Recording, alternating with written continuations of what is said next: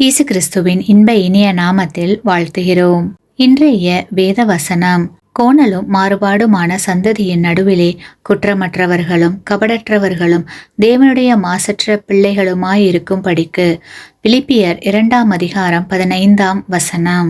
Today's Bible verse, that you may become blameless and harmless, children of God without fault, in the midst of a crooked and perverse generation, among whom you shine as lights in the world.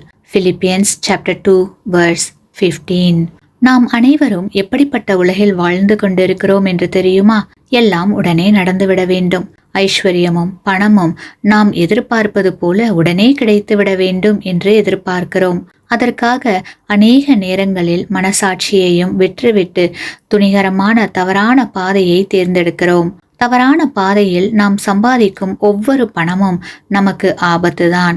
என்றாவது ஒரு நாள் நாம் விதைத்ததை அறுத்துதான் ஆக வேண்டும். கிறிஸ்துவுக்குள் அன்பான சகோதர சகோதரிகளே, தேவனுடைய பிள்ளைகளாகிய நாம் எப்போதும் உண்மையாகவும் நேர்மையாகவும் வாழ்ந்து கிறிஸ்துவின் நாமத்தை மகிமைப்படுத்துவோமாக. ஆமேன்.